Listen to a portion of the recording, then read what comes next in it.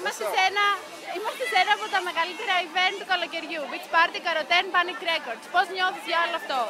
Μια χαρά, κάντε λίγο φασαρία! Αυτά είναι, βλέπετε πώς είναι η φάση. Βλέπεις ότι με το που βγήκες έγινε χαμός. Ναι, καλή φάση. Μ' αρέσει πάρα πολύ. Έτσι πώς ακούτε. Είναι όλα καλά. Είμαι πολύ χαρούμενος που συμμετέχω φέτος. Και είμαστε εδώ με το Alpha, ξέρεις, Eco Times και Mad. Και θα κάνουμε ένα τρελό show, όπως πάντα. Όταν βγαίνεις πάνω στη σκηνή, ποια είναι τα συναισθήματά σου εκείνη την ώρα? Έχω πάντα λίγο άγχος πριν ανεβώ, αλλά από τη στιγμή που βγαίνω μου φεύγει όλο, γιατί είμαι σε φάση, είμαστε η οικογένεια και είναι όλοι εδώ για να με υποστηρίξουν και δεν νιώθω άγχος, δεν είναι κάτι κακό. Και με ελευθερώνει, όπως λέτε. Πώς νιώθεις που η εταιρεία σου σε έχει στηρίξει από τα πρώτα σου βήματα και σου έχει αποδείξει ότι είναι δίπλα σου? Φυσικά πρέπει να ευχαριστήσω την Panic Records, το MAD, το MTV, Eco Times, Alpha, κάθε κανάλι. Γιατί χωρίς αυτούς δεν θα ήμουν εδώ και δεν θα με είχαν δει όλα αυτά τα παιδιά που με υποστηρίζουν.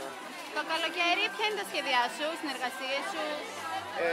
Ετοιμάζουμε κάποια πράγματα με άτομα από την Panic και πάντα κοιτάμε προς το εξωτερικό, αλλά αυτή τη στιγμή είμαι εδώ για την Ελλάδα. Αυτό. Ήτανε σχολείο για σένα Κοπενχάγη, έμαθες? Φυσικά. Είχα μάθει να είμαι επαγγελματίας, ξέρεις, ήταν πολύ μεγάλη και γρήγορη αλλαγή. Αν ήταν να το ξαναζούσες από την αρχή το ίδιο πράγμα? Νομίζω δεν χρειάζομαι δεύτερο μάθημα, εντάξει. Ναι, αλλά απέδειξε σε όλους ότι σημασία έχει να περνάς καλά και αυτό το βγάλατε με όλα τα παιδιά προς τα έξω. Φυσικά, αυτό σε κάθε πράγμα που κάνεις.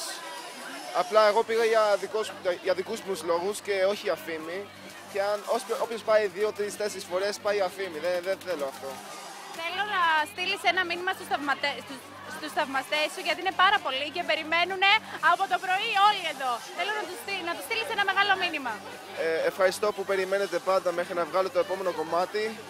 Αργώ καμιά φορά επειδή θέλω να βγάλω το καλύτερο και... Πότε υπολογίζεις να έρθει η επόμενη δουλειά σου?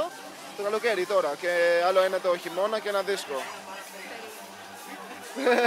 Ευχαριστούμε πάρα πολύ. Ευχαριστούμε. Εγώ, γεια σας.